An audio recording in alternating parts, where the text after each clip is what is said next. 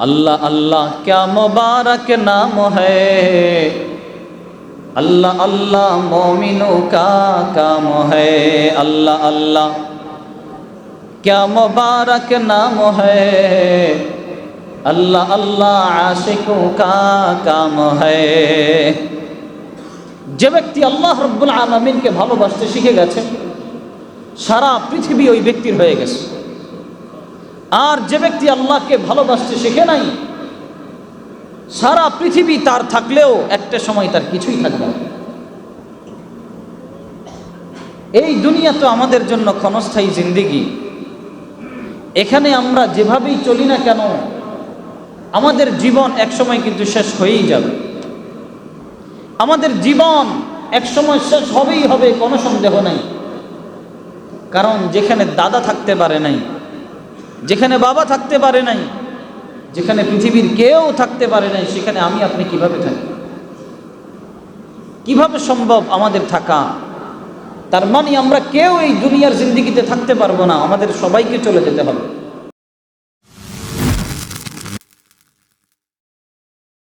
সাল্লাল্লাহু আলাইহি ওয়াসাল্লাম। আল্লাহর নামে কি মজা আছে? জিকিরের স্বাদ অন্যরকম। কলবুজ জাকির হাইয়ুন ওয়া কলবুল গাফিলি মাইয়িতুন।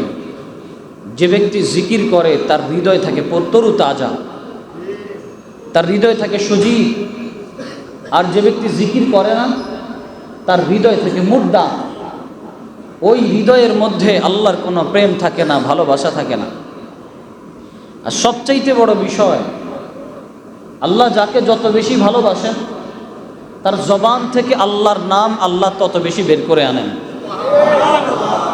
আর আল্লাহ যাকে যত কম ভালোবাসেন, তার জবান থেকে আল্লাহর নাম তত কম আসতে থাকে। তাহলে আবার হিসাব করার সময় যে আল্লাহ কি আমাকে বেশি ভালোবাসে না কম ভালোবাসে, যদি দেখি আমি বেশি বেশি আল্লাহর নাম আমার মুখে উচ্চারণ করতে পারি, যদি দেখি আল্লাহ রব্বুল আলামিনের জিকিরে ফিকিরে আমি সব সময় থাকতে পারি, তাহলে বুঝতে হবে যে আল্লাহ রব্বুল আলামিন হয়তো আমাকে ভালোবাসেন, মহাব্বত করেন।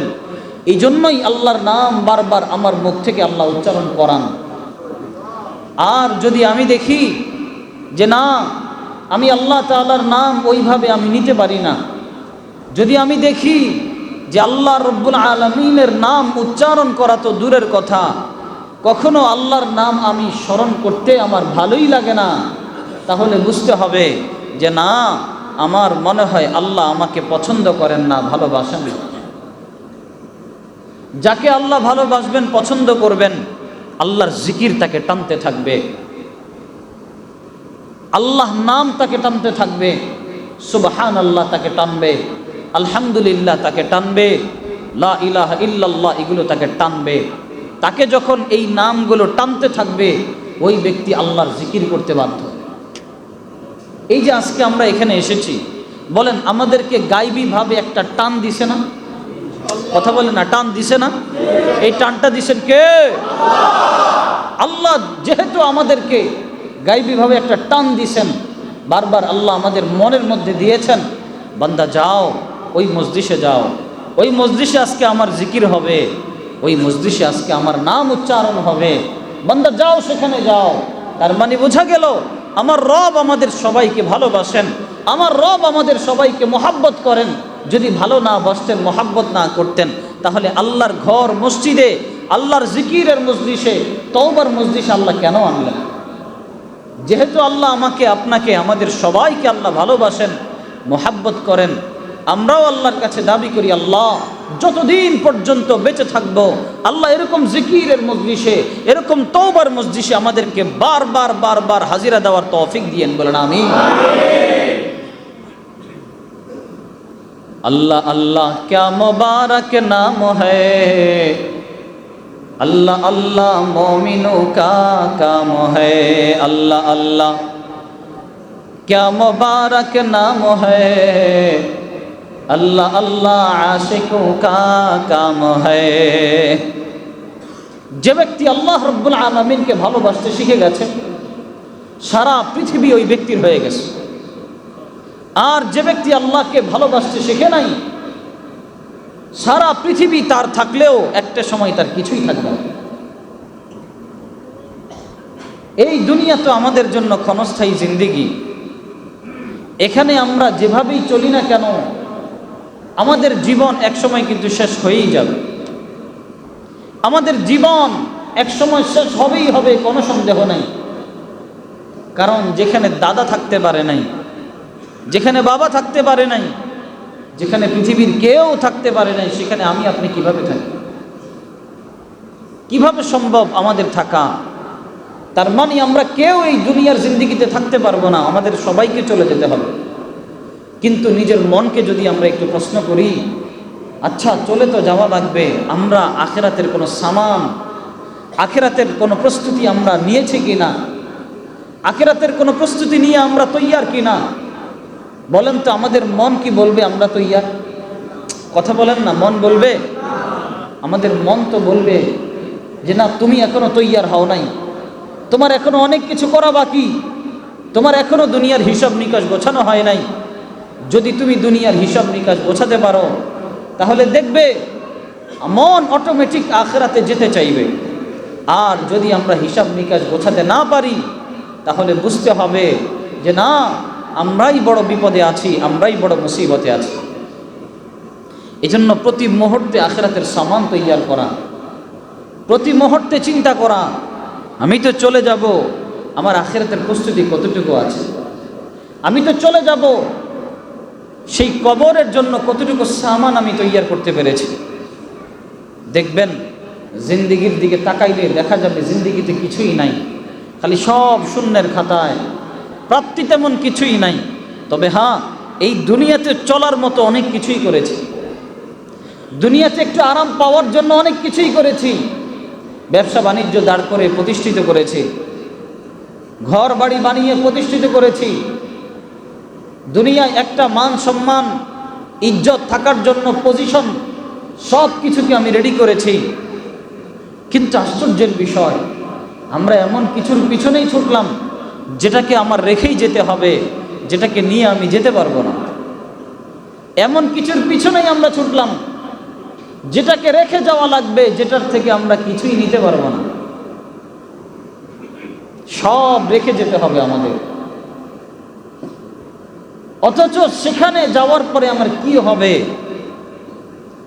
সেখানে যাওয়ার পরে আমার অবস্থান কি হবে, আমি কিভাবে থাকব, আমার কি কি মালসামানা দরকার, সেখানে যাওয়ার পরে আমার কোন বিষয়টার বেশি সম্মুখীন হব, এই বিষয়গুলো নিয়ে না আমরা একটু চিন্তা করি না, করিও না চিন্তা, কোনো ফিকির আমাদের নাই। বাদশাহ হারুন ও রশিদের দরবারে একটা পাগল যেত, বাহলুল। ওই বাহলুল পাগল যখন শুনলো বাদশাহ হারুন রশিদ মমর্ষ অবস্থায় আছে, বাদশাহ হারুন রশিদের দরবারে গেল। দরবারে যাওয়ার পরে বাদশাহ হারুন রশিদ তাকে জিজ্ঞেস করলো, বাহলুল তোমার কি খবর? বলে আমি তো ভালো আছি, আপনার কি খবর? বাদশাহ বুঝে গেছেন বাদশার দুনিয়াতে বেশি দিন সময় নাই, বাদশার চলে যাওয়া লাগবে। বাদশাহ তখন বললেন যে হ্যাঁ, আমি তো আখেরাতের সফরে আছি, বড় লম্বা যাত্রা, বড় লম্বা পথ, তুমি আমার জন্য দোয়া কইরো। বাহলুল তখন বলছে, বাদশাহ এত বড় সফরে যাচ্ছেন, এত লম্বা সফর, কত দিনের সফর? বলেন তো, মানুষ যখন মৃত্যুর সফরে রওনা দেয়, কোনো মানুষ কি বলতে পারে কত দিনের সফর? কথা বলেন না, আমার কথা বুঝতেছেন আপনারা? মানুষ যখন মৃত্যুর সফরে রওনা দেয়, মানুষ কি বলতে পারে কত দিনের সফর? এটা বলার ক্ষমতা পৃথিবীর কারো আছে? এখন চিন্তা করে দেখেন, ওই বাদশাহ তাকে জিজ্ঞেস করছে, বাদশাহ কত দিনের সফর? তো বাহলুল কেমন প্রশ্ন করো, এটা তো এত লম্বা সফর যার শুরু আছে কোনো শেষ নাই। এর পরবর্তীতে পাগল এবার জিজ্ঞেস করে, বাদশাহ আপনি যে এত লম্বা সফরে যাচ্ছেন, কোনো সৈন্য বাহিনী পাঠিয়েছেন কিনা? দুনিয়াতে যখন কোনো রাজা বাদশাহ কোথাও যায়, আগে সৈন্যবাহিনী পাঠায়, পুরা এলাকার মধ্যে নিরাপত্তা ব্যবস্থা তৈরি করে, এরপরে যখন সিগন্যাল পায়, হ্যাঁ পুরা এলাকাটা রেডি, এখন আপনি আসেন, ওই মুহূর্তে দুনিয়ার রাজা বাদশারা গিয়ে সেখানে যায়। এই জন্য পাগল প্রশ্ন করছে, বাদশাহ আপনি যে এই আখিরাতের সফরের দিকে যাচ্ছেন, কোন সৈন্যবাহিনী পাঠিয়েছেন কিনা? পরে বলল, পাগল তুমি কি বলো, এই জায়গায় আবার কেউ সৈন্যবাহিনী পাঠায় কিনা? এরপরে বলছে, বাদশাহ আপনি যে এতদিন থাকবেন, খাবার দাবার রসদপাতি সবকিছু ব্যবস্থা আছে কিনা ওখানে? বাদশাহ বলে, তুমি কোন ধরনের প্রশ্ন করো? সেখানে খাবার দাবার রসদপাতি আবার কোত্থেকে আসবে? এর পরবর্তীতে বাদশাহ ইতিপূর্বে তাকে একটা লাঠি হাদিয়া দিয়েছিল, লাঠি, তাকে লাঠি দিয়ে বলেছিল, বাদশাহ এই পাগল তুমি যদি জীবনে কোনো বোকা মানুষকে পাও, তোমার চাইতে বোকা, তাহলে তুমি তাকে এই লাঠিটা দিয়ে দিবা। যেই না কথা বললেন, তোমার চাইতে বোকা যদি তুমি কাউরে পাও, তাহলে তুমি এই লাঠিটা তাকে দিয়ে দিবা। বাদশাহ হারুন রশিদ ওই মুহূর্তে লাঠিটা বের করে তাকে দিয়ে দিলেন, বাদশাহ লাঠিটা আপনি নেন। বাদশাহ বলল, কি আশ্চর্যের বিষয়, তোমাকে বললাম তোমার চাইতে বোকা যদি কাউকে পাও তুমি তাকে এই লাঠি দিয়ে দিবা, তুমি আমাকে কেন লাঠি দিচ্ছ? তখন সেই পাগল বাহলুল বলছে, বাদশাহ আমার নজরে আপনার চাইতে বোকা আর কেউ নাই। তার কারণ আপনি একটু চিন্তা করে দেখেন, আপনি আখিরাতের লম্বা সফরের দিকে যাচ্ছেন, অথচ ওই সফরের কোনো প্রস্তুতিই আপনার নাই।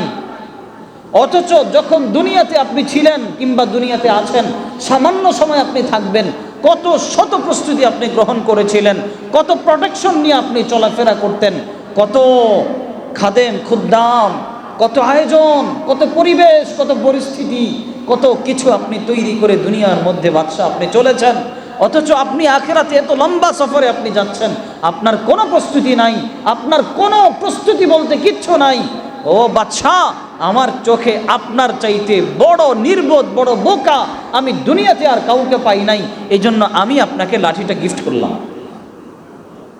বাদশাহ চোখের পানি ছেড়ে দিল, চোখের পানি ছেড়ে দিয়ে বলল, হায় হায়, এই পাগল তো ঠিক বলছে, এই পাগল তো সত্য কথা বলছে, আসলেই তো আমার আখিরাতের কোনো প্রস্তুতি নাই। এই দুনিয়ার জীবন আমি শেষ করে যদি কবরের জগতে চলে যাই, আমি কিভাবে থাকব? সেখানে থাকার জন্য আমার কোনো ব্যবস্থা নাই, সেখানে যেই জিনিসগুলো আমার প্রস্তুতি নিয়ে থাকা দরকার সেই জিনিসগুলো আমি প্রস্তুতি নিতে পারি নাই। আসলেই তো আমি বোকা, আমার চাইতে বড় বোকা তো আর কেউ নাই। ঠিক তেমনি ভাবে যদি আমরা আমাদের নিজেদের দিকে তাকাই, নিজেদের দিকে একটু চিন্তা করি যে আমি তো কবরের জগতে যাব, আমার তো সেখানে যাওয়া লাগবে, তাহলে আমার কি প্রস্তুতি আছে? মুনকার নাকির যখন আমাকে প্রশ্ন করবে, সেই প্রশ্নের উত্তর দেওয়ার মতো প্রস্তুতি আমার কেমন আছে? আল্লাহ যে আমাকে প্রশ্ন করবে, বান্দা তোমার নামাজগুলো ঠিক ছিল কিনা, আমি আমার নামাজ নিয়ে কেমনে আল্লাহর কাছে উত্তর দিব? আল্লাহ যে আমাকে প্রশ্ন করবে, বান্দা তোমার রোজা ঠিক ছিল কিনা, আমি আমার রোজা নিয়ে কেমনে আল্লাহকে উত্তর দিব? আল্লাহ যদি প্রশ্ন করে, বান্দা তোমার হজ জাকাত এগুলো ঠিক ছিল কিনা, আমি আল্লাহকে কেমনে উত্তর দিব যে হ্যাঁ আল্লাহ আমার হজ জাকাত এগুলো সব ঠিক ছিল? আল্লাহ যদি বলে, বান্দা তোমাকে তো আমি পরীক্ষার হলের মধ্যে পাঠিয়েছিলাম, ও বান্দা তুমি সব কিছু ঠিকঠাক মতো রাখতে পেরেছো কিনা, আমি কিভাবে উত্তর দিব আল্লাহকে? বলেন, আমাদের কোনো প্রস্তুতি আছে? আমাদের তো তেমন কোনো প্রস্তুতি নাই, কিছুই নাই বলতে গেলে। খালি হাতে আমাদের আল্লাহর কাছে যাওয়া ছাড়া আমার মনে হয় না আমাদের কিছু থাকবে। এই জন্য হাকিম আখতার সাহেব রহমতুল্লাহ আলাইহি বড় চমৎকার করে বলেছেন, ইহা হাম এইসে রহে ইয়া ওইসে রহে, ইহা হাম এইসে রহে ইয়া ওইসে রহে, ওহা দেখনা হাম কেসে রহে। আরে দুনিয়াতে আমরা এমনে থাকি আর সামনে থাকি, ভালো অবস্থায় থাকি আর মন্দ অবস্থায় থাকি, যেভাবেই আমরা দুনিয়ার জীবনে থাকি না কেন, আমাদের দেখতে হবে আখিরাতের জিন্দিগি আমরা কেমন আছি। এখানের দুনিয়ার 3.5 দিনের দুনিয়া, এটা তো চলেই যাবে। এটা থাকার না, এটা থাকার জায়গা না। কিন্তু আখেরাতে কবর জগতে যে আমি যাব, ওই কবরের জগতের জন্য আমার কি প্রস্তুতি আছে, ওখানে আমি কেমনে থাকবো, এটাই হচ্ছে আমাদের দেখার বিষয়। আল্লাহ আপনি আমাদের সবাইকে আখেরাতের প্রস্তুতি গ্রহণ করার তৌফিক দিয়েন, বলেন আমিন। এই জন্য বেশি বেশি আল্লাহকে ডাকতে হবে, বেশি বেশি আল্লাহর কাজ করতে হবে, বেশি বেশি দ্বীনের কাজ করতে হবে। যত বেশি আল্লাহর কাজ করব, যত বেশি দ্বীনের কাজ করব, যত বেশি আখেরাতের প্রস্তুতি আমি নিব, তাহলে আমার দুনিয়াও থাকবে, আখেরাতও থাকবে। আর আমি আখেরাতকে ছেড়ে দিয়ে যদি দুনিয়ার পিছনে ছুটাছুটি করি, আল্লাহর কসম আখেরাত তো হারাবোই হারাবো, দুনিয়াও একসময় আমার থেকে চলে যাবে, এই দুনিয়াও আমার হাতে থাকবে না। কারণ আজ পর্যন্ত যারা দুনিয়া কামিয়েছে, বলেন তো কারো হাতে কি দুনিয়া আছে? দুনিয়া থাকার জিনিস না, এটা চলে যাওয়ার জিনিস। টাকা জ্বলন্ত প্রমাণ।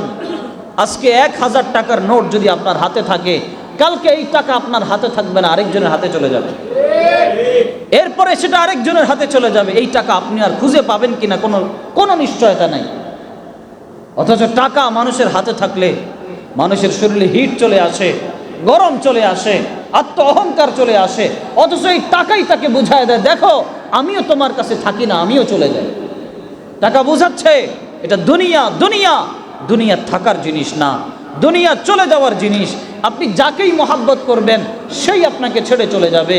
দাদাকে মহাব্বত করেছিলেন, আপনি দাদার মহাব্বতের পাত্র ছিলেন, দাদা চলে গেছে। দাদিকে মহাব্বত করেছিলেন, আপনি দাদির মহাব্বতের পাত্র ছিলেন, দাদিও চলে গেছে। বাবাকে মহাব্বত করেছিলেন, আপনি বাবার কলিজার টুকরা ছিলেন, বাবাও চলে গেছে। মাকে মহাব্বত করেছিলেন, আপনি মায়ের কলিজার ধন ছিলেন, মাও চলে গেছে। আপনি রয়ে গেছেন।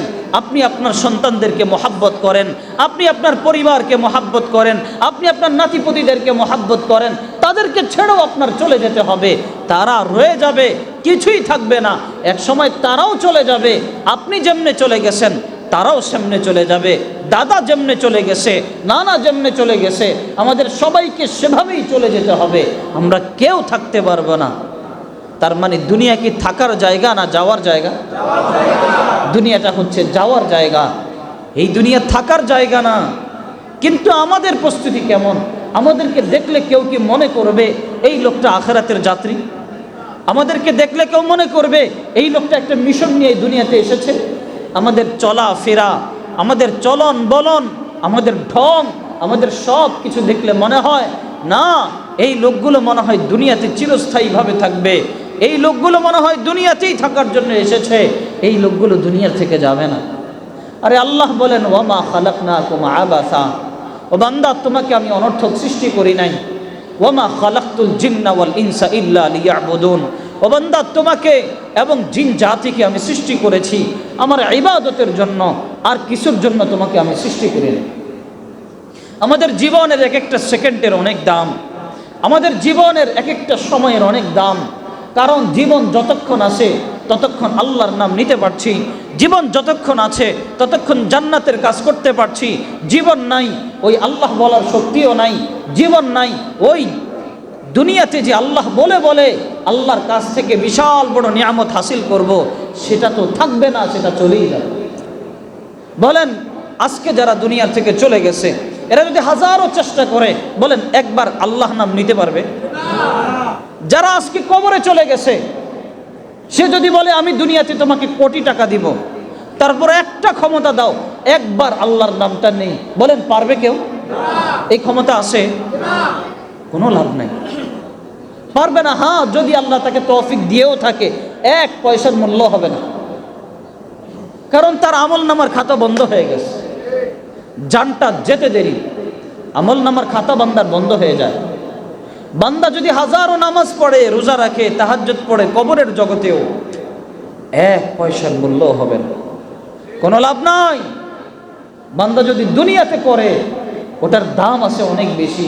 আরে রাসূল বলেন, কেউ যদি দুনিয়ায় একবার সুবহানাল্লাহ বলে, ওই সুবহানাল্লাহকে যদি একটা পাল্লায় রাখা হয় আর সারা পৃথিবীকে যদি আরেক পাল্লায় রাখা হয়, রাসূল বলেন সুবহানাল্লাহর পাল্লাটা ভারী হয়ে যাবে। আরে খালি এতটুকু না, একবার সুবহানাল্লাহ বলতে দেরি আসমান জমিনের মাঝখানে যত খালি জায়গা আছে সব আল্লাহ নেকি দ্বারা পূর্ণ করে দিবে। সুবহানাল্লাহর এত দাম। বলেন চোখটা বন্ধ হলে একটা বার সুবহানাল্লাহ বলা যাবে?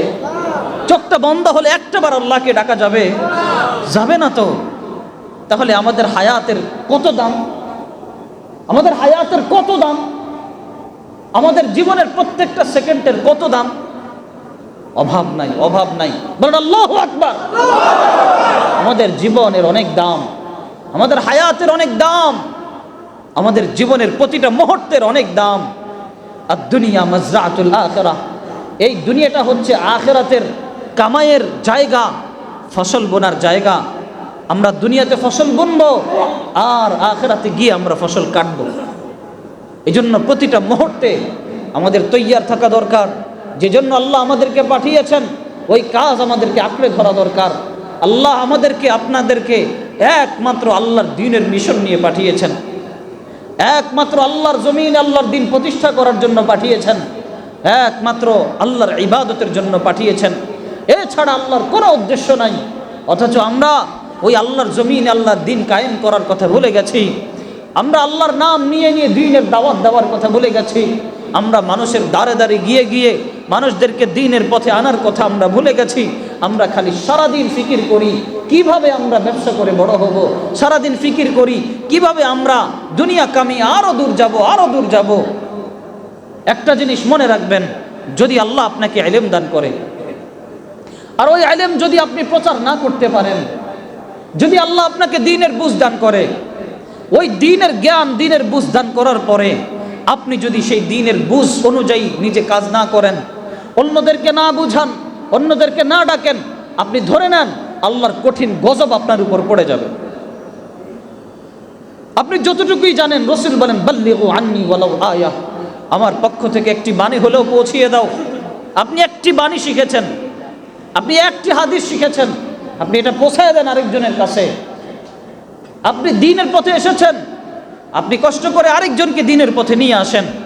আপনি সারাদিন যেই ব্যবসায় বসে থাকেন, আপনার ব্যবসায় ঠিক আপনার সামনে আরেকজন ভাই, আপনি প্রতিদিন মসজিদে এসে নামাজ পড়েন, আরেকজন ভাই প্রতিদিন নামাজের সময় বসে থাকে, আপনি একটা বারও তাকে বললেন না ভাই চল না নামাজটা পড়ে আসি। এটা কিভাবে সম্ভব? আপনি সারাক্ষণ আজান দিলে মসজিদে আসেন, আপনার দোকানের কর্মচারীটা নামাজই পড়ে না। আপনি সারাক্ষণ আজান দিলে আপনি মসজিদে দৌড় দেন, আপনার পাশের দোকানদার ভাই তাকে আপনি মসজিদে আনতে পারেন না। এটা কেমন ঈমান? এটা কেমন নামাজি? আল্লাহ আপনাকে যতটুকু বুঝ দিয়েছে আপনি বুঝটা আরেকজনকে দেন। আল্লাহ আপনাকে যতটুকু বোঝার তৌফিক দিয়েছে আপনি বুঝেছেন, এটা আরেকজনকে বোঝান। কারণ আল্লাহ আমাদেরকে দ্বীনের কাজের জন্য পাঠিয়েছেন। টার্গেট করেন আমার ওই বন্ধুটাকে আমি ঠিক করব, টার্গেট করেন আমার ওই ভাইটাকে আমি ঠিক করব, টার্গেট করেন আমার পাশে যে ভাইটা নামাজ পড়ে না আমি তাকে নামাজি বানাবো, প্রয়োজনে তার হাতে পায়ে ধরবো, তারপরেও তাকে নামাজি বানাবো। এরকম টার্গেট করে করে আপনি চলেন, ইনশাআল্লাহ আপনি দুনিয়াও পাবেন আখিরাতও পাবেন। নিজের আমল কবুল হয় কি হয় না কোনো গ্যারান্টি নাই, কিন্তু ঠিক আপনার মাধ্যমে যদি আরেকজন মানুষ দ্বীনের পথে চলে আসে ওটা কবুল হবেই হবে, এতে কোনো সন্দেহ নেই। হ্যাঁ, আপনি দ্বীনের কাজ করতে গেলে অনেক সময় অনেক কিছু আপনার ভালো লাগবে না, অনেক সময় পরিবেশ আপনার অনুকূলে হবে না। আপনি যেভাবে সুন্দর করে করতে চান হয়তো আপনার সাথী ভাইরা ওইভাবে করবে না, হয়তো এটার মধ্যে কোনো সমস্যা আসতেই পারে, সবাই তো মানুষ। কিন্তু তাই বলে ওই কাজ ফেলে দিয়ে নিজে আলাদা হয়ে যাওয়া না। যদি আপনি ওই কাজ ফেলে দিয়ে আলাদা হয়ে যান দ্বীনের কিচ্ছু হবে না, আপনার ক্ষতি হয়ে যাবে। যদি আপনি দ্বীনের কাজ সাথী ভাইদের সাথে মনোমালিন্য হয়েছে এই জন্য যদি আপনি আলাদা সরে যান, দ্বীনের এক চুল পরিমাণ ক্ষতি হবে না, কিন্তু আপনার ক্ষতি হয়ে যাবে। আপনি দ্বীনের কাজ থেকে অটোমেটিক মাহরুম হয়ে যাবেন। আগে যেভাবে আল্লাহ আপনাকে দিয়ে করাতো আর করাবে না আল্লাহ। আপনি জানেন আমরা যদি দ্বীনের কাজ ছেড়ে দেই আমাদের পরে আল্লাহ এমন মানুষকে তৈরি করে দিবে, আল্লাহ আমাদের সবাইকে মেরে ফেলবে। আল্লাহ একটা সময় কাফের মুশরিকদেরকে হেদায়েত দিয়ে তাদের মাধ্যমে দ্বীনের কাজ করাবে। এটাই বাস্তব। যদি আমরা দ্বীনের কাজ না করি, দ্বীন পাওয়ার পরেও যদি, দ্বীন বুঝার পরেও যদি দ্বীনের কাজ না করি, দ্বীনের সহযোগিতা না করি, আল্লাহর ঠেকা লাগে নাই যে আমাকে দিয়েই দিনের কাজ করাতে হবে, আপনাকে দিয়েই দিনের কাজ করাতে হবে, এটা আল্লাহ ঠেকানা আমাদের কাছে।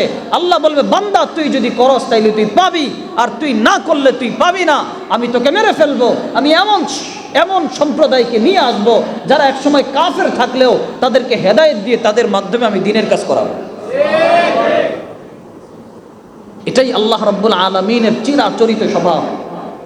এই জন্য ভাই, যে যেখানেই যদি দাওয়াতে তাবলীগের সাথে আপনি যুক্ত থাকেন, আঁকড়ে ধরে রাখেন, ছিটকে যায়েন না।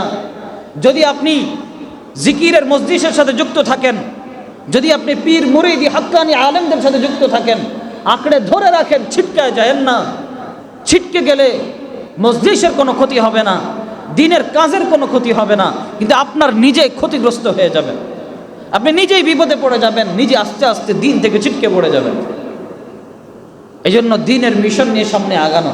আমরা সবাই পারবো তো ইনশাআল্লাহ? আল্লাহ আপনি সবাইকে কবুল করে নেন, বলেন আমিন। আল্লাহ রাব্বুল আলামিনকে যখন আপনি সামনে রেখে কাজ করবেন, দেখবেন আপনার কাজগুলো আল্লাহ গায়বী খাজানা থেকে করে দিবে। আপনার এত পেরেশানি করা লাগবে না। আপনি যখন আল্লাহ তাআলার কাজ নিয়ে, আল্লাহর মিশন নিয়ে সামনের দিকে আগাবেন, আরে আপনার দুনিয়ার যত চাহিদা আছে, যত প্রয়োজন আছে, আল্লাহ এমন এমন মানুষকে তৈরি করে দিবেন, তারা এসে আপনার কাজগুলো করে দিয়ে যাবে। যেটা আপনার কষ্ট করে, মেহনত করে, পরিশ্রম করে করা লাগতো, আপনার সেই কষ্ট করা লাগবে না, আপনার সেই পরিশ্রম করা লাগবে না, আপনার সেই মেহনত করা লাগবে না, বরং আল্লাহ রাব্বুল আলামিন এমন কিছু মানুষকে তৈরি করে দিবেন, তারা এসে আপনার কাজগুলো করে দিবে, আর আপনি দিনের মিশন নিয়ে সামনের দিকে এগিয়ে যাবেন। আর যে ব্যক্তি আল্লাহর উপর দৃঢ় বিশ্বাস রেখে আল্লাহর কাছে চাইবে, আল্লাহকে ডাকবে, ওই ব্যক্তির জীবনে কখনো হতাশ হবে না, ওই ব্যক্তির জীবনে কখনো নিরাশ হবে না। আল্লাহ ওই ব্যক্তিকে কখনো নিরাশ করবে না। হাদিসের মধ্যে আছে, যে ব্যক্তি সারাদিন আল্লাহর কাছে চায়, আল্লাহ আমাকে এটা দেন, সেটা দেন, এই করেন, সেই করেন, ওই ব্যক্তির চাইতো আল্লাহ আরেকজন ব্যক্তি আছে, যে আল্লাহর কাছে বেশি চায় না, কিন্তু আল্লাহ তাকে আরো বেশি দান করে। সে ব্যক্তি কে? যে ব্যক্তি সবসময় সুবহানাল্লাহ পড়ে, যে ব্যক্তি সবসময় আলহামদুলিল্লাহ পড়ে, যে ব্যক্তি সবসময় কোরআনুল কারীম পড়ে, যে ব্যক্তি সবসময় হাদিস পড়ে, যে ব্যক্তি সবসময় দ্বীনের কাজ করে, এই ব্যক্তিগুলো আল্লাহর কাছে বেশি একটা চাওয়া লাগে না। চাওয়া ছাড়াই আল্লাহ রাব্বুল আলামিন ওই ব্যক্তিকে আরো বেশি দান করেন। আচ্ছা বলেন তো, আমরা যে চাই, আমরা কার জন্য চাই? কথা বলেন না, কার জন্য? আমরা আমাদের নিজেদের জন্য চাই। আচ্ছা বলেন তো, সুবহানাল্লাহ এটা কার নাম? জবান খুলে বলেন না, কার? তাহলে সুবহানাল্লাহ আমরা যে বললাম, আমরা কার জন্য বললাম? আলহামদুলিল্লাহ যে বললাম, কার জন্য বললাম? লা ইলাহা ইল্লাল্লাহ বললাম, কার জন্য বললাম? আল্লাহ দেখবে কি রে, বান্দা চাইলে তো এই সময় নিজের জন্য চাইতে পারতো, বান্দা নিজের জন্য চায় না, বান্দা বলে সুবহানাল্লাহ, বান্দা বলে আলহামদুলিল্লাহ, বান্দা বলে আল্লাহু আকবার, বান্দা খালি আমার নাম নাই, আমার নাম নাই, আমার নাম নাই। যা বান্দা, তোর চাওয়া লাগবে না, তোর যত চাওয়া আছে আমি আল্লাহ পূরণ করে দেব। আল্লাহ এভাবেই বান্দার চাওয়া পূরণ করে দেন। আব্দুল্লাহ ইবনে মুবারক রহমতুল্লাহি আলাইহি, ইমামে বুখারী রহমতুল্লাহি আলাইহির উস্তাদ ছিলেন, অনেক বড় মাপের মুহাদ্দিস ছিলেন। এই আব্দুল্লাহ ইবনে মুবারক রহমতুল্লাহি আলাইহির একটি গোলাম ছিল, গোলাম। সেই গোলামের নাম হচ্ছে গোলামে মুকাতাব। গোলামে মুকাতাব কাকে বলে? গোলামে মুকাতাব হচ্ছে চুক্তিবদ্ধ গোলাম। যেমন মনে করেন আপনার একটা গোলাম আছে, গোলামে চুক্তি করলো যে আমি যদি আপনাকে 2 লক্ষ টাকা দিতে পারি, আপনি আমাকে আজাদ করে দিবেন। মালিক তাকে 2 লক্ষ টাকার বিনিময়ে তাকে আজাদ করে দিবে, এটাকে বলে গোলামে মুকাতাব। ওই গোলামের সাথে এমন একটা চুক্তি করলো। আব্দুল্লাহ ইবনে মুবারক রহমতুল্লাহি আলাইহি বললেন, ঠিক আছে, এই পরিমাণ স্বর্ণ মুদ্রা যদি তুমি আমাকে দিতে পারো, তাহলে তোমাকে আমি আজাদ করে দিব। এই কথা বলে সে চলে গেল। তবে ওই সেই গোলাম বলল যে, হযরত, আপনার কাছে আমার একটা অনুরোধ, সারাদিন তো আমি আপনার খেদমত করব, আমাকে রাতের বেলাটা একটু সময় দিতে হবে, এই সময়টা তো আমার একটু কাজকর্ম করা লাগবে, না হলে আপনাকে আমি টাকা পয়সা কোত্থেকে দিব? বললেন, আচ্ছা ঠিক আছে, যাও, তুমি সারাদিন আমার খেদমত করো, রাত্রেবেলা তুমি গিয়ে টাকা পয়সা ইনকাম করো, তখন আমার খেদমত লাগবে না। এই কথা বলার পরে গোলাম আস্তে করে যখন এশার ওয়াক্ত শেষ হয়ে যায়, গোলাম একটা জায়নামাজ নিয়ে মসজিদে চলে যায়। মসজিদে এশার নামাজের পর কিছুক্ষণ সময় সে নামাজ পড়ে, কিছুক্ষণ সময় সে আল্লাহকে ডাকে। আস্তে আস্তে যখন অন্ধকার আরো গভীর হয়ে যায়, মসজিদ থেকে যায় নামাজটা বের করে ওই গোলামটা তখন কবরস্থানে চলে যায়। কবরস্থানের মাঝখানে গিয়ে যায় নামাজটা বিছিয়ে সেখানে কখনো বসে বসে আল্লাহকে ডাকে, কখনো সেজদা দিয়ে আল্লাহকে ডাকে, কখনো রুকু দিয়ে আল্লাহকে ডাকে। দেখবেন কবরের পাশে গেলে মানুষের দিলটা একটু নরম হয়। এই জন্য রাসূলুল্লাহ সাল্লাল্লাহু আলাইহি ওয়াসাল্লাম বলেছেন, তোমরা বেশি বেশি কবরের কাছে যাবা। বান্দা যত বেশি কবর জিয়ারত করবে তত বেশি বান্দার দিল নরম হবে, আর কবর থেকে যত বেশি দূরে থাকবে তত বেশি বান্দার মৃত্যুর কথা স্মরণ হবে না। তো এই জন্য তিনি ওই কবরের পাশে যান কেন? যেন দিলটা আরো নরম হয়, যেন একদম আখিরাতের চিন্তায় বিভোর হয়ে আল্লাহকে ডাকতে পারে। তো তিনি সব সময় রাত যখন গভীর হয়ে যায়, জায়নামাজটা নিয়ে কবরের পাশে বিছিয়ে এভাবে আল্লাহকে ডাকতে থাকে। কখনো রুকুতে, কখনো সেজদায়, কখনো দুহাত তুলে আল্লাহর কাছে চেয়ে চেয়ে কাঁদতে থাকে। আমাদের সমাজের তো একটা অবস্থা, সাধারণত মানুষ কেউ কারো ভালো জিনিস দেখতে পারে না। তখন এক লোক চিন্তা করলো, এই গোলাম এই কবরের মধ্যে এভাবে সে নামাজ কলমা পড়ে, তার একটা হিংসা হলো তার প্রতি। সে কিছুদিনের মধ্যে যদি সেখান থেকে সে চলে যায়, সে যদি গোলামের জিনজির থেকে বের হয়ে যায়, এই একটা আশঙ্কায় চিন্তা করলো একটা প্যাচ লাগিয়ে দিল। প্যাচ কিভাবে লাগালো? মালিকের কাছে গিয়ে বললেন, হযরত, আপনি তো আপনার গোলামকে বলেছেন এই পরিমাণ স্বর্ণ মুদ্রা যদি সে দিতে পারে তাহলে আপনি তাকে মুক্ত করে দিবেন, আজাদ করে দিবেন। আপনি কি জানেন আপনার গোলাম টাকা পয়সা কিভাবে ইনকাম করে? বলে, কিভাবে করে? আপনার গোলাম প্রতিদিন রাত্রে কবরস্থানে যায় আর মরা মানুষের কাফনের কাপড় চুরি করে। মরা মানুষের কাফনের কাপড় দিয়ে অনেক মারাত্মক পর্যায়ে তাবিজ তোমার করা যায়। যারা বিশেষ করে কুফরি কালাম করে, মানুষদেরকে কুফরি শক্তি দিয়ে মানুষদেরকে বান মারে, জাদু করে, মরা মানুষের যে কাফনের কাপড়টা থাকে ওই কাপড়টা তাদের অনেক কাজে লাগে। এরকম করে একটা কথা মালিকের কানের মধ্যে দিয়ে দিল। কিন্তু মালিক তো ছিলেন জগৎ বিখ্যাত মুহাদ্দিস, ইমামে বুখারীর উস্তাদ আব্দুল্লাহ ইবনে মুবারক রাহমাতুল্লাহি আলাইহি। তিনি চিন্তা করলেন, লাইসাল খাবারু কাল মুআয়ানা, যেই খবর আমি সরাসরি দেখব না ওটা আমি বিশ্বাস করব না। আজকে তো এমন অবস্থা হয়ে গেছে, সত্য মিথ্যা যা কিছু আছে না কেন সব কিছু আমরা কি করছি? সব কিছুকে আমরা তালগোল পাকিয়ে যেটা ভালো মনে হয় সেটাই প্রচার করে দিই। রাসূলুল্লাহ সাল্লাল্লাহু আলাইহি ওয়াসাল্লাম বলেন, কাফা বিল মারই কাযিবান আন ইউহাদ্দিসা বিকুল্লি মা সামিআ, যে কোনো ব্যক্তির মিথ্যাবাদী হওয়ার জন্য এটাই যথেষ্ট, সে যা শোনে তাই সে প্রচার করতে থাকে, যা শোনে তাই সে বলতে থাকে। যে ব্যক্তি যাই শুনবে তাই যদি প্রচার করতে থাকে, মিথ্যাবাদী হওয়ার জন্য আর কিছু লাগে না, এটাই যথেষ্ট। আব্দুল্লাহ ইবনে মুবারক চিন্তা করলো, ঠিক আছে আমি তাকে দেখব, আমি ফলো করব সে কোথায় কোথায় যায়। আব্দুল্লাহ ইবনে মুবারক রাহমাতুল্লাহি আলাইহি পিছনে পিছনে চললেন। দেখলেন সেই গোলামটা সন্ধ্যা হয়ে যখন রাত গভীর হয়ে গেল, গোলামটা আস্তে আস্তে আস্তে আস্তে সেখানে গেল।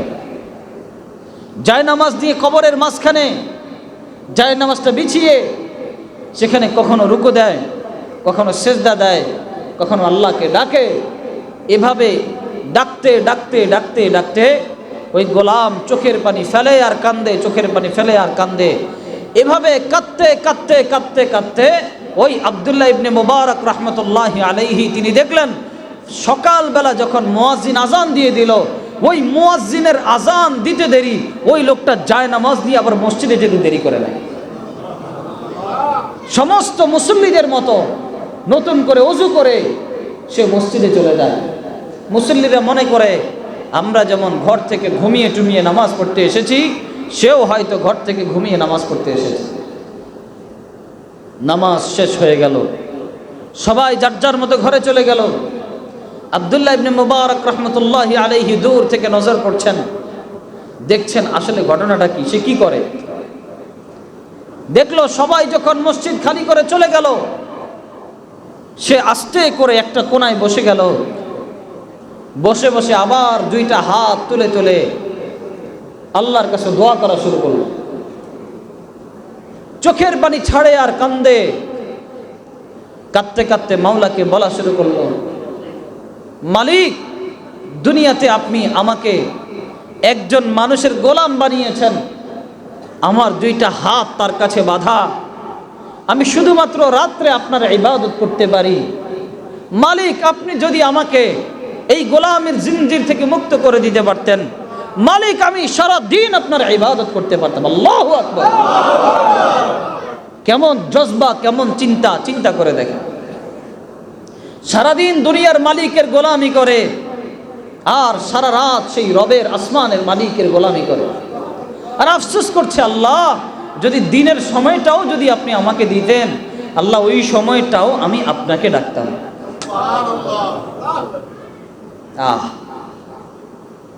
এর পরবর্তীতে দুইটা হাত তুলে আল্লাহকে বলা শুরু করে দিল যে, ও মাওলা, আপনি আমাকে দুনিয়াতে একটা মানুষের গোলাম বানিয়েছেন, আমি চাই আপনি ওই গোলামি থেকে আমাকে মুক্তি দিয়ে দেন।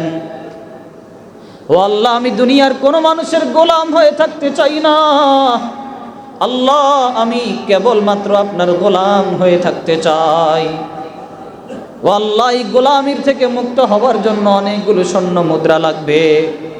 আল্লাহ, আমার কাছে এই পরিমাণ স্বর্ণ মুদ্রা নাই, যেই পরিমাণ স্বর্ণ মুদ্রা দিয়ে আমি এই গোলামের জিঞ্জির থেকে বাঁচতে পারি। ও আল্লাহ, আপনি আমাকে দিয়ে দেন।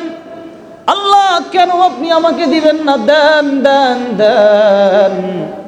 আল্লাহর কাছে যখন কাকুতি মিনতি করে চাইতেছিল, আব্দুল্লাহ ইবনে মুবারক রহমতুল্লাহি আলাইহি পিছন থেকে নজর করে দেখলেন এই লোকটা খালি আল্লাহকে বলছে, আল্লাহ, দুনিয়ার কত মানুষে আপনি দিলেন, আমাকে দিলে আপনার সমস্যা কোথায়? ও আল্লাহ, আপনি তো কোনো উসিলা ছাড়াও বান্দাকে দিতে পারেন। ও আল্লাহ, আপনি যখন বান্দাকে দেন, বান্দার জন্য কোনো উসিলা লাগে না। আল্লাহ, আপনি চাইলেও বান্দাকে সমস্ত কিছু আসমান থেকে ঢেলে দিতে পারেন। ও আল্লাহ, আপনি তো ওই আল্লাহ যে সরাসরি আসমান থেকে দস্তরখানা নাজিল করো বান্দাদেরকে খানা খাওয়াইতে পারেন। আপনি তো ওই আল্লাহ যে আল্লাহ বান্দাকে দুনিয়াতে থাকতে বান্দাকে জান্নাতি ফল খাওয়াইতে পারেন।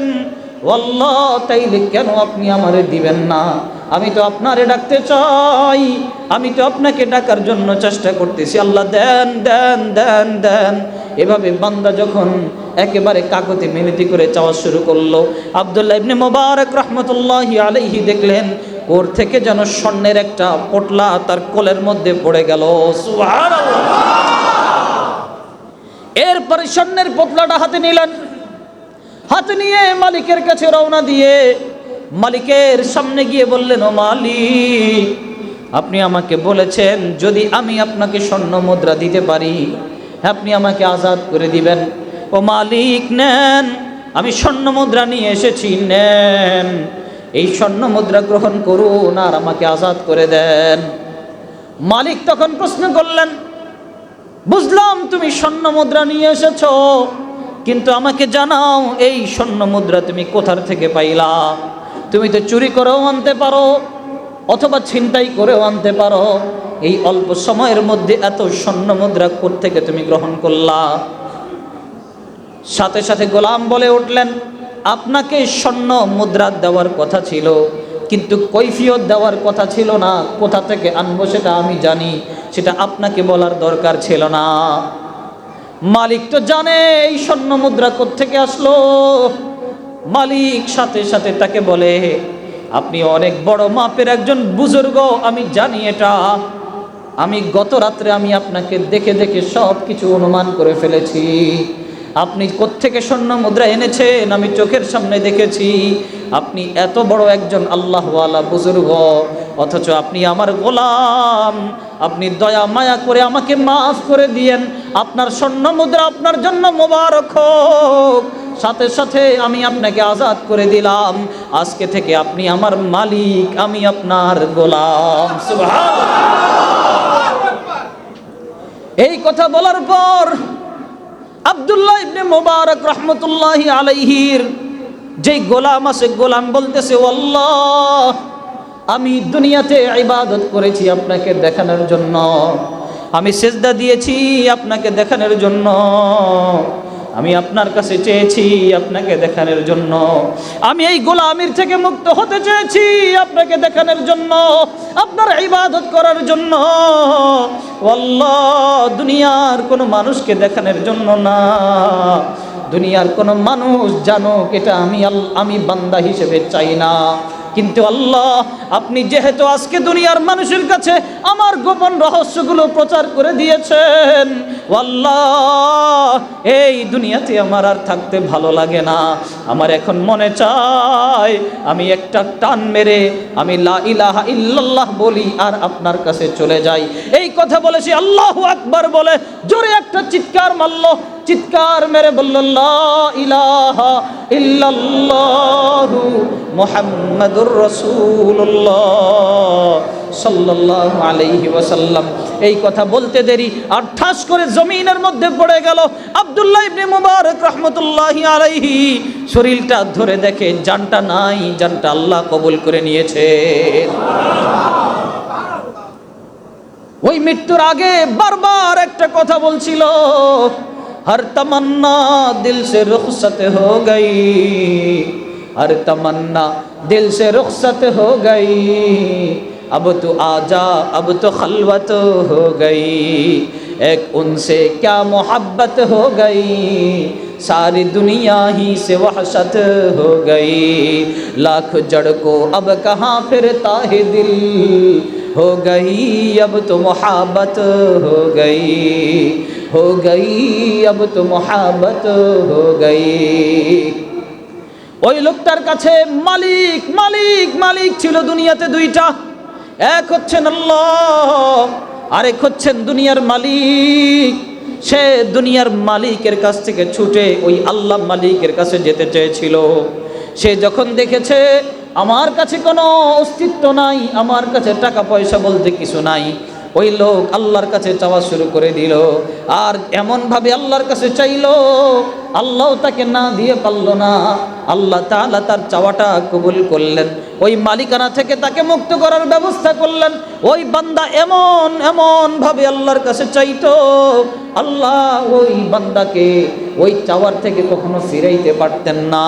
পৃথিবীতে এমন কিছু মানুষ আছে, রাসূলুল্লাহ সাল্লাল্লাহু আলাইহি ওয়াসাল্লাম বলেন, রুব্বা আশআসা ওয়া আগবারা মাদফুউন বিল আবওয়াব লাউ আকসামা আলাল্লাহি লা আবাররা। কিছু কিছু মানুষ দুনিয়াতে এমন আছে, দেখতে উস্কো খুস্কো মনে হয়, দেখতে অসহায় মনে হয়, দেখতে গরিব মনে হয়। এই মানুষটা যখন আল্লাহর কাছে কসম দিয়ে কোনো কিছু চেয়ে বসে, আল্লাহ ওই মানুষদেরকে না দিয়ে পারেন না, আল্লাহ সেটাকে সাথে সাথে কবুল করে নেয়। ওই বান্দা শেষমেশ যখন আল্লাহকে বলল, আল্লাহ দুনিয়া আর ভালো লাগে না, দুনিয়ার মোহাব্বত এখন অন্তর থেকে উঠে গেছে, এখন খালি তোমার দিদার চাই, দিদার চাই। আমার আল্লাহ এক মুহূর্ত দেরি করেন নাই, তাকে একটা টান মেরে তার কাছে নিয়ে গেলেন। এজন্য পৃথিবীতে কেউ যদি আল্লাহর কাছে চায়, ওই বান্দা কখনো নিরাশ হতে পারে না, ওই বান্দা কখনো হতাশ হতে পারে না। বান্দা চাওয়ার মতো চাইলে আল্লাহ কেন দিবে না বলেন? আমি মাঝে মাঝে দোয়াতে এই কথা বলি, আল্লাহ আপনি কেন দিবেন না আমারে? আল্লাহ আপনি যদি দেন আপনার খাজানায় তো কমবে না কিছু। আল্লাহ বলেন, সারা পৃথিবীর যত মানুষ আছে এরা যদি আমার কাছে তাদের সমস্ত মনের আশাগুলো বলে, এরা যা চায় আমি যদি তাদেরকে তাই দিয়ে দেই, এদের দিলে যত আশা আমি যদি তার ডাবলও দেই, 10 গুণও যদি আমি এদেরকে দিয়ে দেই, একটা সমুদ্রের মধ্যে একটা সুই যদি কেউ চুবায়, সুইয়ের মাথার মধ্যে যতটুকু পানি আসবে, ওই যতটুকু পানি খরচ হবে, আমার আল্লাহ বলেন আমার ধনভাণ্ডার এত বড়, এত বড়, এত বড়, সারা পৃথিবীর সবার মনের আশা পূরণ করলেও আমার ধনভাণ্ডার থেকে সুইয়ের মাথায় যে পানি, এতটুকু পরিমাণ পর্যন্ত ধনভাণ্ডার থেকে কমবে না। আমি প্রায় আল্লাহকে বলি দোয়ার মধ্যে, আল্লাহ আপনি কেন দিবেন না? আল্লাহ আল্লাহ যদি আপনার কাছে কম থাকতো তাইলে না আপনি দিতে কিপটামি করতেন? আল্লাহ আপনার তো অভাব নাই, আমরা সবাই মিলে যদি আপনার কাছে চাই তাও যদি আপনি দেন, তাও তো আপনার ধনভাণ্ডারে কমবে না, তাইলে আল্লাহ আমাকে দিতে আপনার সমস্যা কোথায়? কেন দিবেন না আল্লাহ? আলহামদুলিল্লাহ, আজ পর্যন্ত আল্লাহর কাছে যত কিছু আমি চেয়েছি, আমি এই গুনাহগারকে আল্লাহ কোনো একটা থেকে মাহরুম করেন না।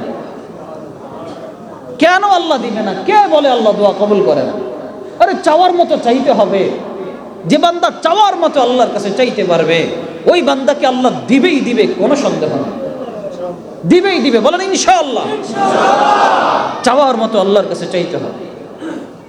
পৃথিবীতে দোয়া এমন এক পাওয়ার, লা ইয়ারুদ্দু তাকদীরা ইল্লা দুআ। মানুষের যে তাকদীর, দোয়ার মাধ্যমে তাকদীর পর্যন্ত পরিবর্তন হয়ে যেতে পারে। আপনার যে তাকদীর এটা লেখা আছে, আপনি দোয়া করেন, দোয়া করে আল্লাহর কাছে চেয়ে নেন, দেখবেন মুহূর্তের মধ্যে তাকদীর পরিবর্তন হয়ে গেছে।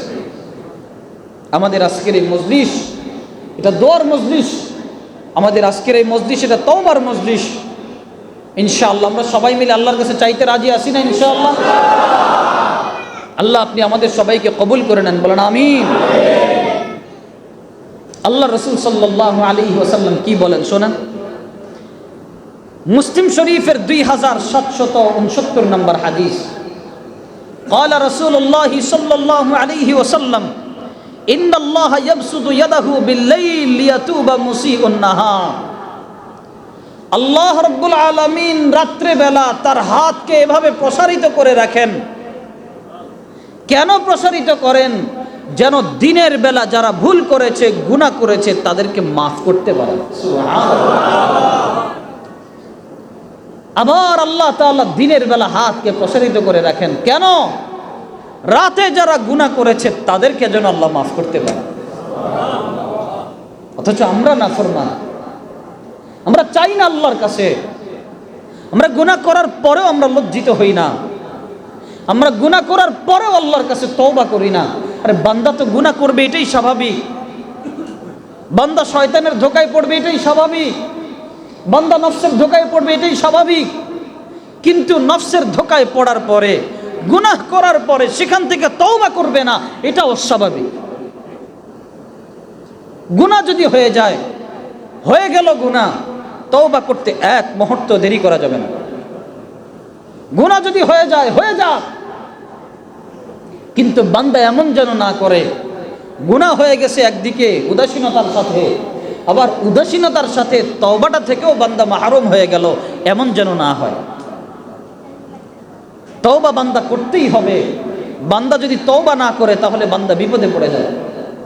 রাসূলুল্লাহ সাল্লাল্লাহু আলাইহি ওয়াসাল্লাম বলেন, আত্তাইবু মিনাজ যামবি কামান লা যামবা লাহ। যে ব্যক্তি গুনাহের থেকে তওবা করে, ওই ব্যক্তি এমন হয়ে যায় তার জীবনে কোনো গুনাহই থাকে না। চিন্তা করেন, জীবনে কত গুনাহ করলাম, কিন্তু আল্লাহ বলেন বান্দা তুমি যখন আমার কাছে তওবা করতেছো, আমি তোমাকে এমন বানায় দিব কেমন যেন তুমি পুরো নিষ্পাপ হয়ে গেছো, তোমার কোনো গুনাহই হয় না। এরপরে রাসূলুল্লাহ সাল্লাল্লাহু আলাইহি ওয়াসাল্লাম বলেন, তোমরা কি জানো একজন গুনাহগার বান্দা যখন আল্লাহর কাছে ফিরে আসে আল্লাহ কেমন খুশি হন? আল্লাহ রাসূল বলেন, লাল্লাহু আফরাহু বিতাওবাতি আবদিহি। নিশ্চয়ই কোন বান্দা যখন আল্লাহর কাছে তওবা করে, আল্লাহ অনেক বেশি খুশি হন ওই ব্যক্তির থেকে যেই ব্যক্তি মরুভূমিতে গিয়েছিল একটা ওটের উপর সওয়ার হয়ে। মরুভূমিতে যাওয়ার পরে হঠাৎ করে সেই ওটটাকে হারিয়ে ফেলে। ওটের মধ্যে তার মাল সামানা, পানি, খাবার দাবার সব কিছু ওটের মধ্যে। ওটকে হারিয়ে ফেলেছে আর মরুভূমির মধ্যে সে সম্পূর্ণ একা। সে আফসোস করছে, হায় আমার ওটটা হারিয়ে গেল। দু চোখের পানি ছেড়ে দিয়ে চতুর্দিকে ঘোরে আর ওটকে খুঁজে, ওটকে পায় না। ওই ব্যক্তি কাঁদতে কাঁদতে ঘুমিয়ে পড়ল। ঘুম থেকে ওঠার পরে সে যদি দেখে ওই যেই ওটটা সে হারিয়ে গেছে, ওটের জন্য কাঁদতে কাঁদতে ঘুমিয়ে পড়েছে, ওটটা তার কাছেই একটা জায়গার মধ্যে দাঁড়িয়ে দাঁড়িয়ে ঘাস খায়, বলেন তো ওই লোকটা এই জিনিসটা দেখলে কেমন খুশি হবে? কেমন খুশি হবে? অল্প খুশি না অনেক খুশি? ওই লোকটা যেমন খুশি হবে, আমার রসুল বলেন, জানো একজন গুনাহগার বান্দা যখন গুনাহ করে, গুনাহ শেষ করার পরে বান্দা যখন আল্লাহর কাছে এসে সব কিছুকে আত্মসমর্পণ করে বান্দা যখন তওবা করে, আমার আল্লাহ এই কথা বলেন, আমার রসুল বলেন, আমার আল্লাহ ওই ব্যক্তি ওট হারিয়ে যাওয়ার পর ওট পেলে যেই পরিমাণ খুশি হয়, আমার আল্লাহ তার চাইতেও বেশি খুশি হয়। তাহলে চিন্তা করে দেখেন, আল্লাহ তার চাইতেও বেশি খুশি হয়। অথচ আমরা তওবা করার ক্ষেত্রে কত গাফেল, তওবা করার ক্ষেত্রে আমরা কত উদাসীন। আল্লাহ আপনি আমাদের সবাইকে তওবা করার তৌফিক দান করেন, বলেন আমিন। তওবার দরজা আল্লাহ একদম মৃত্যুর আগ পর্যন্ত রেখে দিয়েছেন। রাসূলুল্লাহ সাল্লাল্লাহু আলাইহি ওয়াসাল্লাম বলেন, ইন্নাল্লাহা ইয়াকবালু তাওবাতাল আবিদি মা লাম ইউগারগির, যে আল্লাহ তাআলা বান্দার তওবা ততক্ষণ পর্যন্ত কবুল করেন যতক্ষণ পর্যন্ত বান্দা গর গর গর গর শব্দ না করে। মানে যেই মুহূর্তে বান্দার সামনে মৃত্যু চলে আসে, দেখবেন মৃত্যুর আগে বান্দার ভিতর থেকে গর গর করে একটা শব্দ আসে। আসে কি আসে না? বান্দার জানটা যে যায়, পাশের মানুষটা দেখেও বোঝে জানটা কত কষ্টে যাচ্ছে। ওই মুহূর্তে বান্দা যদি বলে আমি তওবা করলাম, কোনো লাভ নাই, ওই তওবা আল্লাহ কবুল করবেন না। যেমন ফেরাউন যখন মারা যাচ্ছিল, লোহিত সাগরে যখন ফেরাউন ডুবে যাচ্ছিল, ওই মুহূর্তে ফেরাউনকে নিয়ে যখন ফেরেশতারা ডুবিয়ে মারছিল, ফেরাউন বলা শুরু করলো, আমান্না বিরব্বি মূসা ওয়া হারুন, যে আমরা মূসা এবং হারুনের রবের উপর ঈমান আনলাম। এই কথা যখন বলছে, আল্লাহ রাগান্বিত হয়ে গেলেন। আল্লাহ বলছেন, আল আনা ক্বাদ আসাইতা ওয়া ক্বাদ কুনতা মিনাল মুফসিদিন, যে এখন তুমি নাফরমানি করেছো, ইতিপূর্বে যে তুমি ফাসাদ সৃষ্টি করেছো। আল্লাহ রাগ হয়ে গেলেন। জিবরাইল আমিন দৌড়ে চলে আসলেন। হায় হায়, ফেরাউনের মতো ব্যক্তি কালিমা পড়া শুরু করলো।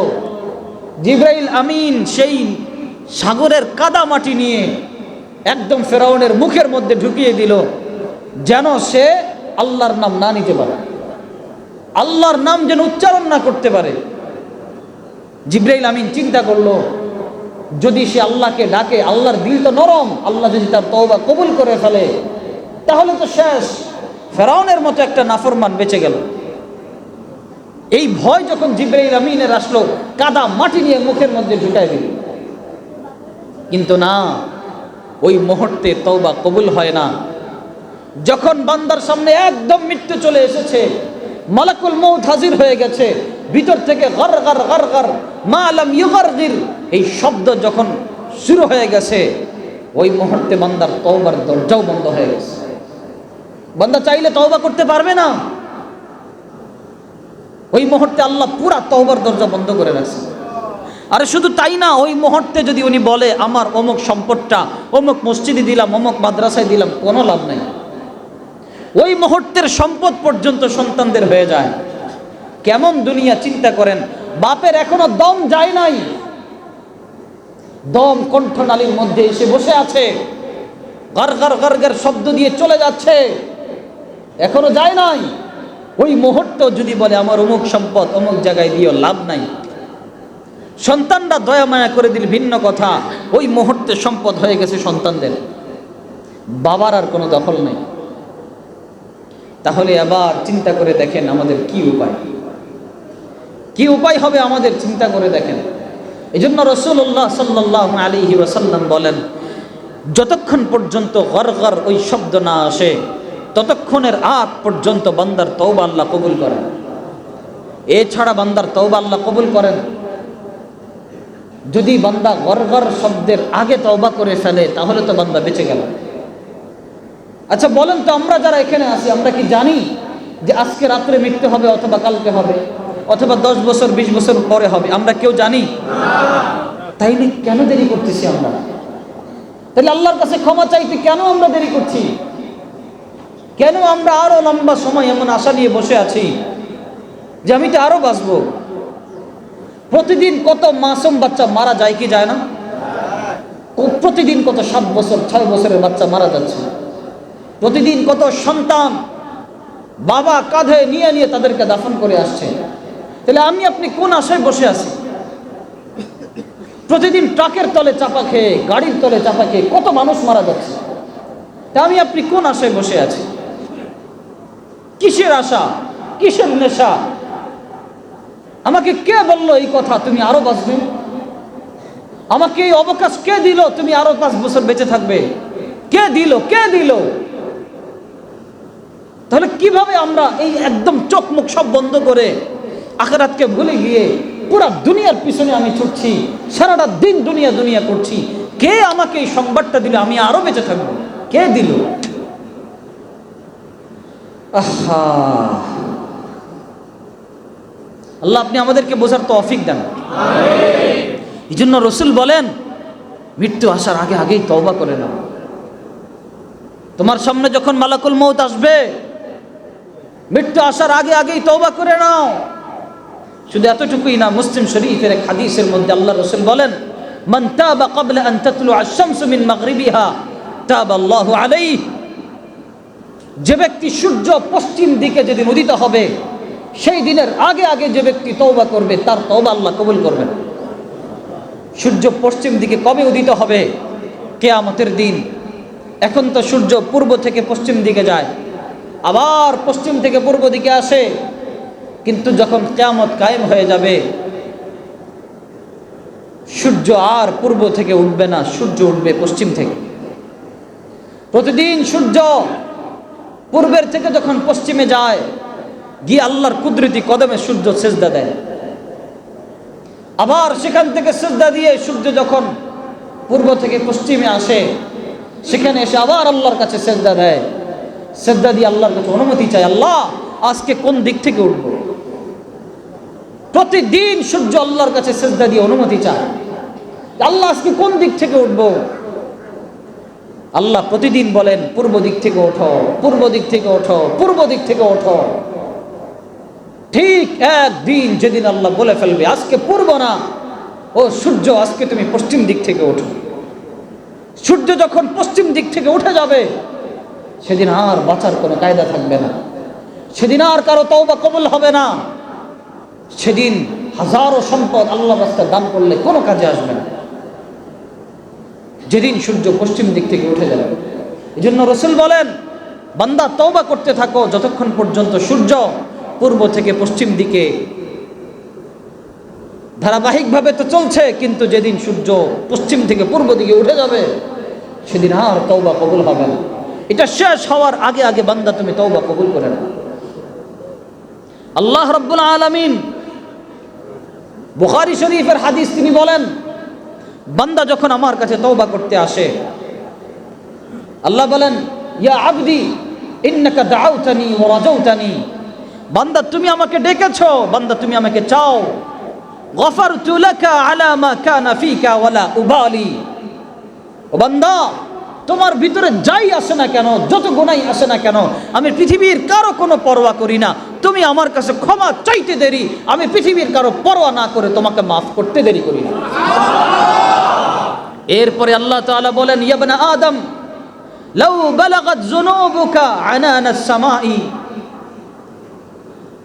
যদি তোমার গুনাহ আসমান সমপরিমাণ হয়ে যায়, ইয়া ইবনা আদম, ও আদম সন্তান, তোমার গুনাহ যদি পাহাড় সমপরিমাণ হয়ে যায়, ইয়া ইবনা আদম, ও আদম সন্তান, তোমার গুনাহ যদি সমুদ্রের ফেনা পরিমাণ হয়ে যায়, সব কিছু ছেড়ে দিয়ে তুমি যখন আমার কাছে এসে খালেস দিলে শিরিক ছাড়া যদি তুমি আমার কাছে আসতে পারো আর ক্ষমা চাইতে পারো, ওয়ালা উবালি হাত্তা আস্তাগফিরাক ও বান্দা শোনো, আমি দুনিয়ার কারো কোনো পরোয়া করি না, আমি তোমাকে সব গুনাহ মাফ করে দিই। সুবহানাল্লাহ। তাহলে কিসের দেরি আল্লাহর কাছে তওবা করতে? আল্লাহ তো মাফ করার জন্য বসে আছেন। আল্লাহ তো রাত যখন হয়েছে আল্লাহ দুহাত আবার প্রসারিত করে দিয়েছেন, বান্দা আসো, বাস আ বান্দা, তু বাস আ বান্দা, তুই ফিরে আয়, বান্দা তুই ফিরে আয়, ফিরে আয়। প্রতিদিন কবর একটা ডাক দেয়, কবর বলতে থাকে যে আমি তো অন্ধকারের ঘর, আমি সাপ বিচ্ছুর ঘর, আমি পোকামাকড়ের ঘর, আমার কাছে আসবা বড় হিসাব নিকাশ করে আসবা, আমার কাছে আসবা বড় মাল সামানা নিয়ে আসবা, বড় প্রস্তুতি নিয়ে আসবা। প্রতিদিন কবর আমাদেরকে সতর্ক করে। আমাদের ওই কান নাই, যে জন্য আমরা শুনতে পারি না। ঠিক যাদের ওই কান আছে তারা শুনতে পায়, যাদের সেই অন্তর্দৃষ্টি আছে তারা বুঝতে পারে। পৃথিবীর প্রত্যেকটা প্রাণী বোঝে, পৃথিবীর প্রত্যেকটা প্রাণী কবরের আযাব সম্পর্কে জানতে পারে। আপনি দেখবেন কোন কবর এমন আছে, যদি গরু ছাগলকে ওই কবরের উপর উঠায় দেন, এক মুহূর্ত সেখানে থাকতে চায় না, দৌড়ে চলে যায়। আবার কিছু কবর এমন আছে, সেখানে গরু ছাগল গিয়ে সেখানে ঘাস খায়। ঘটনা কি? আরে ওই যে মাটির নিচে কবরে আযাব হয়, এটা পশু পাখি পর্যন্ত বুঝতে পারে। একটা ঘরের মানুষ যখন মারা যায়, আপনার ঘরে যে মুরগিটা আছে সেটাও বুঝতে পারে আজকে একটা মানুষ মারা যাবে। মালাকুল মউত যখন আসে, তাকে সমস্ত পশু পাখি বুঝতে পারে। এই জন্য দেখবেন পশু পাখির আল্লাহর নাফরমানি করে না। আচ্ছা, আজ পর্যন্ত বাঘকে দেখছেন বাঘ এসে ঘাস খাওয়া শুরু করছে? বাঘে কি কখনো ঘাস খায়? বাঘে কখনো ফল খায়? বাঘ তো সবসময় ফল বাগানের ভিতরেই থাকে, গাছগাছালির ভিতরেই থাকে, ঘাসের ভিতরেই থাকে। বাঘ কেন ঘাস খায় না? সে চাইলে তো খাইতে পারত। গরু যদি ঘাস খেয়ে জীবন যাপন করতে পারে, বাঘ কেন পারবে না? মানুষ যদি ফল খেয়ে জীবন যাপন করতে পারে, তাহলে বাঘ কেন ফল খেতে পারবে না? বাঘকে আল্লাহ তাআলা বলেছেন তুই খালি গোশত খাবি, এটাই তোর জন্য জায়েজ। খবরদার ঘাস খাবি না, ফল ফলাদি খাবি না, ফল ফলাদি আমার বান্দাদের জন্য, তুই খালি গোশত খাবি। এই জন্য পৃথিবীতে কোনো বাঘকে দেখবেন না কখনো ঘাস খেয়েছে, কোনো বাঘকে দেখবেন না কখনো ফল খেয়েছে। কেন? সে আল্লাহকে পুঙ্খানুপুঙ্খানুভাবে মানে, সে আল্লাহর আযাব সম্পর্কে সতর্ক। কিন্তু আমরা এমন নাফরমান, আমাদেরকে আল্লাহ বলে বান্দা তুই হারাম খাবি না, তুই খালি হালাল খাবি। অথচ আমরা হারামের চাইতে, হালালের চাইতে আমরা হারামের দিকে বেশি দৌড় দিই। একটা গাধা, ওই গাধাকে আল্লাহ যা করতে বলেছে গাধা তাই করে। একটা কুকুরকে আল্লাহ তাআলা যা খেতে বলেছে কুকুর তাই খায়।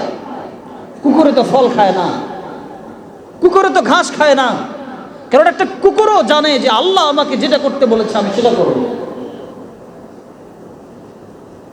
কিয়ামতের দিন দেখা যাবে, আজকে আমরা যাকে কুত্তা বলে গালি দেই, যাকে আমরা গাধা বলে গালি দেই, কিয়ামতের দিন দেখা যাবে এমনও কিছু কুকুর আছে যারা জান্নাতে চলে যাবে, এমনও কিছু গাধা আছে যারা জান্নাতে চলে যাবে, এমনও কিছু পশু আছে যারা জান্নাতে চলে যাবে। আমি তো মাঝে মাঝে চিন্তা করি, হায় হায়, এমন যদি হয় যে আমি গুনাহগার জান্নাতের দরজায় দাঁড়িয়ে আছি, জান্নাতে ঢুকতে পারছি না, জাহান্নাম যদি আমার জন্য ওয়াজিব হয়ে যায়, আর আমার সামনে যদি আমি দেখি ওই যে কুকুরটা, যে জান্নাতি কুকুর, সে যদি জান্নাতের দিকে রওনা দিয়ে দেয়, ওই যে বাঘটা, যে বাঘটা জান্নাতে যাবে, ওই যে গাধাটা যাকে দুনিয়াতে আমরা গালি হিসেবে উচ্চারণ করতাম, মানুষকে গাধার বাচ্চা বলে গালি দিতাম, গাধা বলে গালি দিতাম, কুকুরের বাচ্চা বলে গালি দিতাম, কুকুর বলে গালি দিতাম, আজকে যদি দেখি ওই কুকুরের বাচ্চা বলে গালি দেওয়া কুকুরটাই জান্নাতের দিকে চলে যাচ্ছে, ওই গাধার বাচ্চা বলে গালি দেওয়া ওই গাধাটা জান্নাতের দিকে চলে যাচ্ছে, আর আমি মানুষ হয়ে ওই জান্নাতের দরজায় দাঁড়িয়ে আছি, ফেরেশতারা আমাকে টেনে টেনে জাহান্নামের দিকে নিয়ে যাচ্ছে, তাহলে বলেন ওই কুকুর তো আমার চাইতে অনেক ভালো, ওই গাধা তো আমার চাইতে অনেক ভালো, আমি বরঞ্চ তার চাইতে অনেক বেশি খারাপ। কারণ সেই কুকুর আল্লাহর কখনো নাফরমানি করে নাই, সে গাধা কখনো আল্লাহর নাফরমানি করে নাই, কিন্তু আমি আপনি আল্লাহর প্রতিনিয়ত নাফরমানি করে যাচ্ছি। আমি আপনি প্রতিনিয়ত আল্লাহর নাফরমানি করে আল্লাহকে নারাজ করে ফেলছি। অথচ কেমন আল্লাহ, এত নাফরমানি করি, আল্লাহকে এত নারাজ করি, আল্লাহকে এত রাগান্বিত করি, তারপর আল্লাহ বলেন বান্দা গুনাহ করছো, বান্দা তুমি গুনাহ করছো, বান্দা আসো আমি দুইটা হাত ছড়িয়ে রেখেছি তোমাকে মাফ করে। আপনি চিন্তা করে দেখেন, আমরা যখন গুনাহ করি আমরা একটা বার আল্লাহর কথা ফিকির করি না, আল্লাহর আযাবের কথা আমাদের মনে থাকে না। আমরা শয়তানের ধোকায় পড়ে, নফসের প্ররোচনায় পড়ে আমরা গুনাহের দিকে ডুব দেই। আর আল্লাহ বলে বান্দা গুনাহ করে ফেলছো, বান্দা তুমি গুনাহ করে ফেলছো, বান্দা আসো আমি তোমারে মাফ করে দেব। বান্দা একটা বার বল আল্লাহ মাফ করে দিয়েন, আমি তোরে মাফ করে দেব। বলেন আল্লাহ মাফ করে দিয়েন। আল্লাহ বলে বান্দা তুই আমার কাছে চাইতে দেরি, তুই আমার কাছে ক্ষমা চাইতে দেরি, আমি আল্লাহ তোরে মাফ করতে দেরি করি। আল্লাহু আকবার। কেমন দয়ালু আল্লাহ, চিন্তা করে দেখেন, কেমন মায়ার আল্লাহ, চিন্তা করে দেখেন। আরে বান্দা যখন গুনাহ করার জন্য দরজা জানালা সব কিছু আটকিয়ে দেয়, যেন দুনিয়ার মানুষ না দেখে, দুনিয়ার মানুষের চোখের আড়ালে বান্দা যখন গুনাহ করতে যায়, চতুর্দিকে যখন দরজা জানালা আটকিয়ে দেয়, আরে ওই দরজার ফাঁকা দিয়ে পর্যন্ত আল্লাহ বাতাস দেয় যেন বান্দা শ্বাস আটকে না মারা যায়। আল্লাহ বাতাস পাঠায় যে আমার বান্দা গুনাহ করে ফেলছে তো কি হয়েছে, বান্দা একটু পরেই তো মাফ চাবে, বান্দা একটু পরেই তো ক্ষমা চাবে। এই জন্য আল্লাহ বলেন কুল ইয়া ইবাদিয়াল্লাযীনা আসরাফু আলা আনফুসিহিম লা তাকনাতু মির রাহমাতিল্লাহ। ও আমার বান্দারা যারা নিজেদের উপর জুলুম করে ফেলেছো, ও আমার বান্দারা যারা নিজেদের উপর অত্যাচার করে ফেলেছো, লা তাকনাতু মির রাহমাতিল্লাহ। ও বান্দা আল্লাহর রহমত থেকে নিরাশ হয়ো না। আল্লাহ বলেন ইন্নাল্লাহা ইয়াগফিরু যুনুবা জামিআ। আল্লাহ তোমাদের সবার সমস্ত গুনাহগুলো মাফ করে দিবেন। ভাই সুদ খেয়ে ফেলেছেন, আল্লাহর কাছে চান, আল্লাহ আপনাকে মাফ করে দিবে। ভাই আপনি হারাম করে ফেলেছেন, মদ খেয়ে ফেলেছেন, আল্লাহর কাছে তওবা করেন। আপনি হারাম খেয়ে ফেলেছেন, আল্লাহর কাছে তওবা করেন। গুনাহে লিপ্ত হয়ে গেছেন, আল্লাহর কাছে তওবা করেন। আল্লাহ বলে বান্দা তুমি আমার কাছে চাইতে দেরি, আমি আল্লাহ তোমাকে মাফ করতে দেরি করব। তাহলে আর কিসের দেরি তওবা করার বলেন? আমরা সবাই তওবা করতে রাজি আছি তো ইনশাআল্লাহ? আল্লাহ আপনি আমাদের সবাইকে কবুল করে নিয়েন, বলেন আমিন। আমাদের সবার গুনাহগুলোকে আপনি মাফ করে দিয়েন, বলেন আমিন।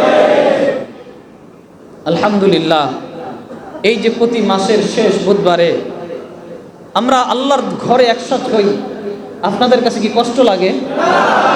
আমরা তো সারাটা দিন সারাটা সময় নিজেদের কাজেই ব্যস্ত থাকি। এই মাসের একটা রাত আমরা এভাবে যখন আল্লাহর ঘরে আসি, আল্লাহকে আমরা ডাকি প্রাণ থেকে মন থেকে, আল্লাহর ইবাদত করার জন্য আমরা চেষ্টা করি, নিজের গুনাহগুলোকে ক্ষমা করানোর জন্য চেষ্টা করি। এই উসিলায় তো আল্লাহ আমাদেরকে মাফ করে দিতে পারেন। পারেন কি পারেন না? আমি আপনাদের সবার কাছে একটু দোয়া চাচ্ছি। আমার বাবা অত্যন্ত অসুস্থ, ফুসফুসে ইনফেকশন হয়ে গেছে, মুখে দিয়ে অনবরত রক্ত পড়ছে। আপনাদের কাছে দোয়া চাই আল্লাহ তাআলা যেন আমার বাবাকে পরিপূর্ণভাবে সুস্থ করে দেন।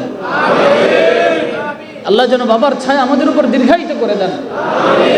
পৃথিবীতে যার একটা বাবা আছে তার একটা জান্নাত আছে। পৃথিবীতে যার একটা মা আছে তারও একটা জান্নাত আছে। হুমা জান্নাতুকা ওয়া নাহরুকা।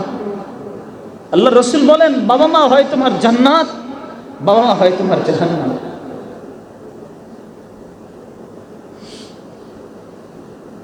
আমাদের এক বড় আলেম তিনি একবার বয়ানে বলছিলেন, যার কাছে বাপ মা আছে সে আবার গরিব থাকে কেমনে? যার কাছে বাপ মা আছে সে গরিব থাকে কেমনে? কারণ তার জন্য দোয়া করার জন্য দুইটা চারটা হাত তো আছে। পৃথিবীর সব কিছু মিস হতে পারে, বাবা মার দোয়া কখনো মিস হয় না। আপনি ভাবেন আপনি অনেক টাকা ইনকাম করছেন, আপনি বাবা মাকে খাওয়ান, আল্লাহর কসম এটা আপনার কামাই না। আল্লাহর কসম এটা বাবা মা আহ শব্দ করে আপনার জন্য যে দোয়া করে এটা সে দোয়ার বরকত। যারা বাবা মাকে হারায় ফেলছে তাদেরকে জিজ্ঞেস করেন বাবা বলে ডাক না দিতে পারার কষ্ট কত। যারা মাকে হারায় ফেলছে তাদেরকে জিজ্ঞেস করেন মা বলে ডাক না দিতে পারার কষ্ট কত। এজন্য যাদের বাবা মা আছে আল্লাহর কষ্টে কদর করেন, বাবা মাকে কদর করেন। যদি প্রয়োজন হয় বাবা মার পেশাব পায়খানা পরিষ্কার করার জন্য তাও করেন, তারপরও দোয়া নেন। বন্দুকের গুলি মিস হতে পারে, বাবা মার দোয়া কখনো মিস হতে পারে।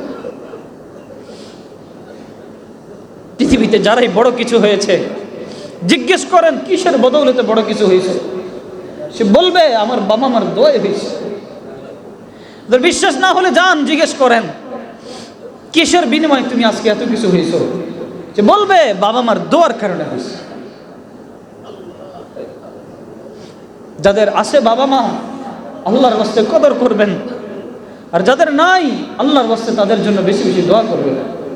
আমি আবারও করজোর মিনতি করে দোয়া চাচ্ছি, আমার বাবাকে যেন আল্লাহ তাআলা সুস্থতার সাথে দীর্ঘ নেক হায়াত দান করে দেন, মাকে যেন সুস্থতার সাথে দীর্ঘ নেক হায়াত দান করে দেন। আমাদের যাদের এখানে বাবা মা জীবিত আছেন আল্লাহ যেন সুস্থতার সাথে নেক হায়াত দান করে দেন। যাদের বাবা মা দুনিয়ার থেকে চলে গেছেন আল্লাহ তাআলা যেন সবাইকে মাফ করে দেন, বলেন আমিন।